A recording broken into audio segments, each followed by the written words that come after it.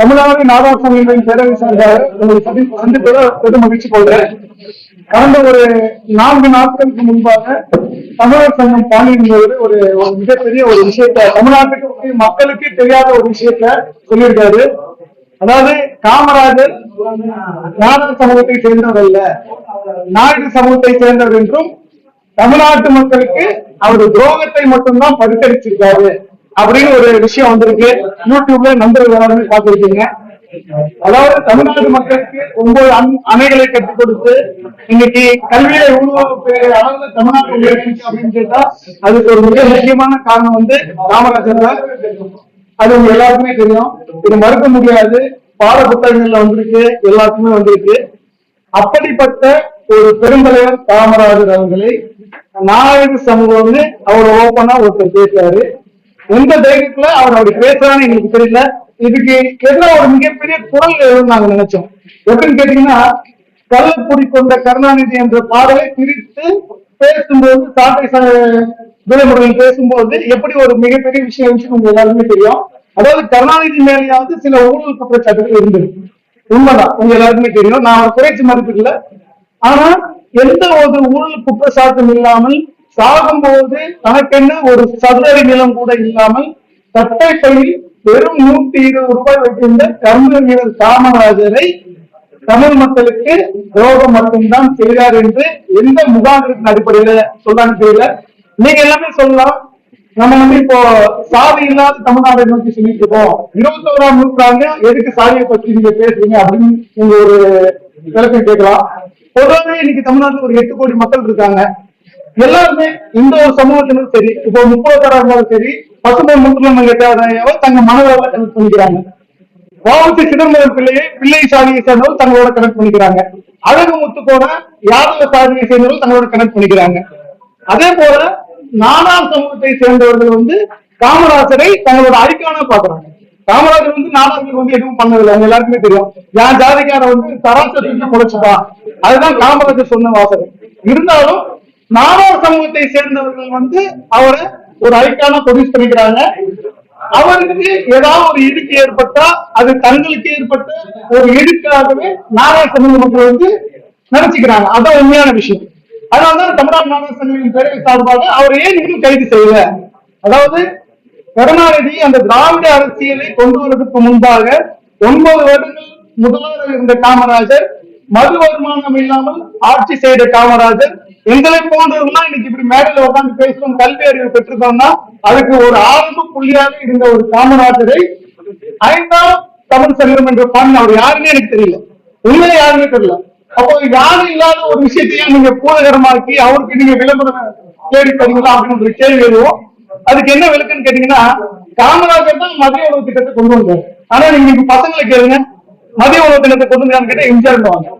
அந்த சத்துணவு திட்டம் பேரை மாத்தி அரசியல வந்து மதிய உணவு திட்டத்தை கொண்டு வந்தது எம்ஜிஆர் என்ற அளவுக்கு ஒரு விஷயம் வந்துருச்சு. அதே போல வரலாறு என்பது இடுபுடின்னு ஒரு விஷயமா இருக்கக்கூடாது. இப்போ இன்னைக்கு பாண்டியன் பேசினாரு, எந்த ஒரு எதிர்ப்புமே இல்லைன்னா நாளைக்கு இன்னொருத்தர் பேசுவாரு, அவர் நாயுடு தான் சொல்லுவாரு, காமராஜர் துரோகம் மட்டும்தான் பண்ணாருன்னு அது உண்மையாக்கிடுவாங்க. அப்போ இன்னைக்கு காமராஜர் அரசு அமைக்கணும்னு சொல்லிட்டு எல்லா அரசியல் கட்சிகளும் சொல்லுது. என்னதான் நீங்க திராவிட மாடல் பேசினாலும் காமராஜர் ஆட்சி தான் அமைக்கணும்னு அத்தனை அரசியல் கட்சிகளும் சொல்லுது. அதே காங்கிரஸ் ஏதாவது பெருத்தலும் ஒண்ணு எதாவது பேசினாரா, உப்பு சப்பில்லாத விஷயத்துக்கெல்லாம் குரல் கொடுக்கும் ஊடக நண்பர்களும் சரி, அரசியல் கட்சிகளும் சரி, இவ்வளவு ஒரு பெரிய விஷயம் ஒரு 4 நாள் நடந்திருக்கு, யாருமே எதுவுமே குரல் கொடுக்கல. அப்போ தமிழ்நாடு நாடார் சங்கங்கள் பேரவை சார்பாக இந்த ஊடக கவனத்துக்கு கொண்டு வரும், அந்த நபரை கைது செய்யணும். எதற்காக கைது செய்யணும்? எந்த ஒரு ஆதாரமும் இல்லாமல் பொதுவெளியில எவ்வளவு பெரிய தலைவர்களை வேண்டுமானாலும் நம்ம தாக்கி பேசிடலாம், அவரை தரக்குறவா பேசிடலாம் அப்படின்ற ஒரு விஷயம் வருது. அது ஊடகங்கள ஒளிபரப்பாகுது. இப்போ நம்ம சவுக்கு சங்கரா இருக்கட்டும், அவரு பிலிக்ஸா இருக்கட்டும், அவர் அரசாங்கம் எங்கேயும் வெளியே வரல. அவங்க என்ன தப்பு பண்ணாங்க? நடந்த தவறுகளை சுட்டி காட்டினார்கள், அவர்களே இன்னும் வெளியில வரல. ஆனா தவறே செய்யாத உத்தமரா தமிழ்நாட்டுக்கு இன்னைக்கு ஒரு மிகப்பெரிய ஒரு காவல் தெய்வமா விளங்குகின்ற ஒரு காமராஜரை அப்படி பேசுறதுனால ஒரு சின்ன நடவடிக்கை கூட இல்ல, எதுவுமே நடக்கல. அப்போ இது எதை நோக்கி போகுது? காமராஜர் என்ற ஒரு சக்தியை மறைக்க பார்க்கிறார்களா? கலைஞர் தான் தமிழ்நாட்டை செதுக்கிய சிற்பி என்பதை நிரூபிக்க பார்க்கிறார்களா?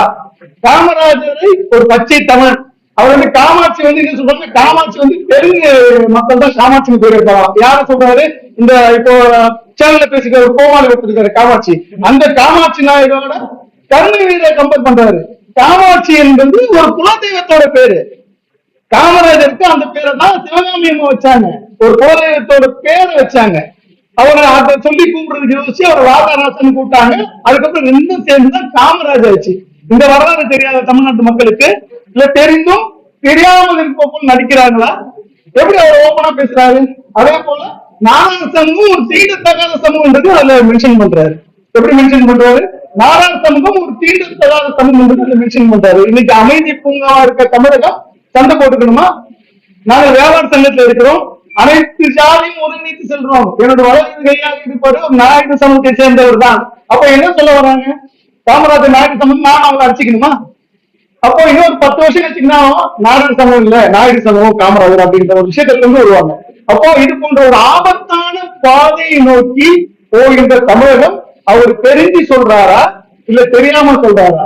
தெரிஞ்சு சொன்னாலும் அவரை கைது பண்ணலாம், தெரியாம சொன்னாலும் அவரை கைது பண்ணலாம். ஊடக வெளிச்சம் தன் மீது பட வேண்டும் என்பதற்காக என்ன வேணா பேச முடியுமா? நான் இன்னைக்கு கலைஞரை தப்பா பேச முடியுமா? பசுமோன் முத்துராமலிங்க தேவரைய தப்பா பேச முடியுமா? அழகு முத்துக்கோனை தப்பா பேச முடியுமா? பெரும்பிடுக்கு முத்தரையரை தப்பா பேச முடியுமா? மருது சோழர்களை தப்பா பேச முடியுமா? அப்போ காமராஜர் அவர்கள் இன்னைக்கு 15 விழுக்காடு ஏறக்கூடிய நாடக சமூகத்தினர் வந்து இங்க இருக்கிறாங்க. ஏறக்கூடிய 1 கோடி பேர் இருக்காங்க. அந்த 1 கோடி பேரும் தங்களுடைய ஆதர்ச நாயகனாக காமராஜரை நினைச்சிருக்காங்க. அது மட்டும் இல்ல, மாற்று சமூகத்தினரும் தனக்கு கல்வி கொடுத்தது வந்து காமராஜர் என்பது தெளிவா இருக்காங்க. நீங்க போய் பார்த்தா தெரியும். இப்போ ஒரு 10 வருடங்களாக தான் சாதி அரசியல்ல காமராஜர் வந்து நாடார் சங்க தலைவர் ஆகிட்டாங்க. அதுக்கு முன்னாடி அத்தனை சமூகத்தினரும் காமராஜர் படத்தை வீட்டுல வச்சிருப்பாங்க. அதுதான் நிதர்சனமான உண்மை. அப்படி இருக்கும்போது இந்த ஒரு விஷயம் தமிழ்நாட்டு முதல்வர் கவனத்துக்கு கொண்டு போகணும். அவரை குண்டர் சட்டத்தை கைது செய்யுங்க. யாருன்னா என்ன பேசிடலாம், எவ்வளவு பெரிய தலைவரானா பேசிடலாம் அப்படின்னு நினைக்கிற போக்கு வந்து இன்னையோடு முடிஞ்சு போயிருக்கோம். இவருக்கு கண்டிப்பா அரசு அவர் நடவடிக்கை எடுக்கும். ஏற்கனவே 2-3 சங்கங்கள் வந்து போலீஸ் ஸ்டேஷன்ல கம்ப்ளைண்ட் பண்ணிருக்காங்க. அந்த புகார் மேல நடவடிக்கை எடுக்கணும். அப்படி எடுக்கவில்லை என்றால் இன்னும் 1 வாரம் கழித்து ஒரு மிகப்பெரிய ஒரு போராட்ட களத்தை தமிழ்நாடு நாடார் சங்கங்களின் பேரவை எடுத்தோம். அன்னைக்கு நாடார்களுடைய சக்தி என்னன்னு புரிய வைக்கலாம். சாதி அரசியல் பண்ணல, ஏன்னா சாதி அரசியல் பண்ண வைக்கிறாங்க. அதுதான் உண்மை. இன்னைக்கு முதல்வர்களை தலையிட்டு எப்படி உங்க தந்தையை பத்தி ஒரு பாட்டு வரும்போது எவ்வளவு வேகமா ஆக்ஷன் எடுத்தீங்களோ, அதாவது ஊழல் குற்றச்சாட்டு இருக்கின்ற கருணாநிதியை பத்தி 10 வருஷத்துக்கு முன்னாடி 10-15 வருடங்களாக அந்த பாடல் பாடப்பட்டு இருக்கு. அதுக்கு எவ்வளவு வேகமா ஆக்ஷன் எடுத்தீங்களோ அதே மாதிரி ஒரு ஆக்ஷன் எடுக்குன்னு நாங்க சொல்றோம்.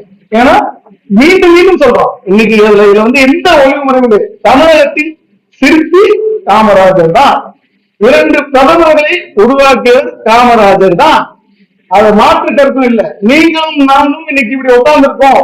பிற்படுத்தப்பட்ட மக்கள், தாழ்த்தப்பட்ட மக்கள், பிராமணர்களுக்கு மட்டும்தான் கல்வின்றது மாறி இன்னைக்கு நான்லாம் படிச்சிருக்கேன், இந்த வெள்ள சட்டையை போட்டுட்டு இங்க உட்கார்ந்து இருக்கேன், இவ்வளவு தெளிவாக பேசுறேன்னா அதுக்கு காரணம் காமராஜர் தான்.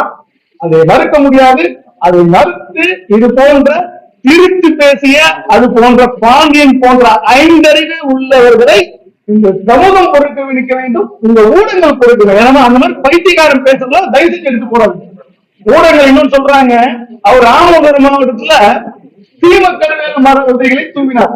1870 பிரிட்டிஷ்கார இந்தியாவுக்கு சீமக்கருவேல மரத்தை கொண்டு வந்துட்டான். வரலாறு போய் பாருங்க. 1950 தூவ ஆரம்பிச்சிட்டாங்க. ஓகேங்களா?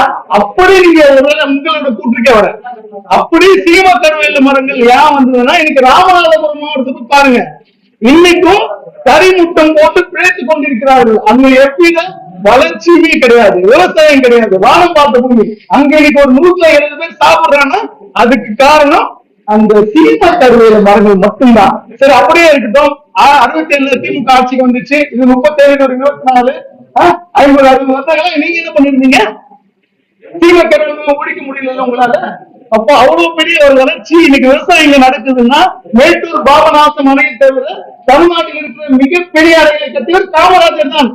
உண்மை, மேட்டூர் அணையும் பாபநாசம் அணையும் மட்டும்தான் பிரிட்டிஷ்காரன் கட்டினா. மீது எல்லா அணையும் யார் கட்டினா? காமராஜர் கட்டினாரு. இன்னைக்கும் 60 ஆண்டுகள் தொலைநோக்கு பார்வையோட இந்த தமிழகம் இருக்கிறது செதுக்கிய சிற்பி காமராஜர். உங்களால அவருக்கு நல்ல பேர் தான் வாங்கி தர முடியினாலும் தயவு செய்து கெட்ட பேர் வாங்கி கொடுக்காதுங்க. அப்படி கெட்ட பேர் வாங்கி கொடுக்க நினைச்சா எங்களை போன்ற இளைஞர்கள், அதாவது நான் தாரா சமூகத்தை மட்டும் இல்ல, ஒட்டுமொத்த அனைத்து சமூகத்தையும் ஆர்கனைஸ் பண்ணி ஒரு மிகப்பெரிய போராட்டம் நடத்தக்கூடிய வல்லமை எங்களுக்கு இருக்கு. தமிழ்நாட்டை ஸ்தம்பிக்க வைக்கக்கூடிய சக்தி எங்களுக்கு இருக்கு. அதை வெளிக்காட்ட வேணாம், தேவையற்ற சாதிய முதலில் தூண்ட வேணும்ன்றதுக்காக தான் இந்த பத்திரிகையாளர் சந்திப்பு. அதே போல சாதிவாரி கணக்கெடுப்பு எடுக்கிறோம். அதாவது இன்னைக்கு என்ன பிரச்சனை இருக்கு, யாரு கேட்டாலும் நாங்க 2 கோடி பேர் இருக்கிறோம், நாங்க 2 கோடி பேர் இருக்கிறோம் யாரு கேட்டாலும் சொல்லுவாங்க. மண்டல் கமிஷன் பரிந்துரைப்படி 69% இடஒதுக்கீடு அமைக்கல அமலாயிடுச்சு. உங்களுக்கு நல்லா தெரியும். உங்களுக்கு அந்த 69% யாருக்கு தரணும், யார் எத்தனை % இருக்காங்க யாருக்குமே தெரியல. அப்போ அது ஒரு முறையான சாதிவாரி கணக்கெடுப்பு எடுத்தாதான் இவங்களுக்கு இத்தனை சதவீத ஒதுக்கீடு தெளிவா சொல்லணும். அதே போல தமிழக அரசு வேலைகளில் தமிழர்களுக்கு மட்டும்தான் கொடுக்கணும்.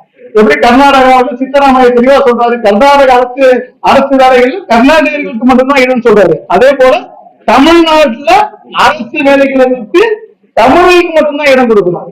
அதே போல மத்திய அரசு இங்க வேலை செய்யறாங்க, மத்திய அரசு அவங்க போடுறாங்க, ஒருத்தருக்கு தமிழுக்கு தெரியல, அவர்களும் தமிழ் தெரிந்தவர்களை மட்டும்தான் இங்க வேலைக்கு அமர்த்த வேண்டும் அப்படின்ற ஒரு கோரிக்கையை வைத்துதான் இந்த ஒரு பிரஸ் மீட் நான் கொடுத்திருக்கேன். தயவு செய்து ஊடகங்கள் இது மக்கள்கிட்ட கொண்டு போய் சேருங்க.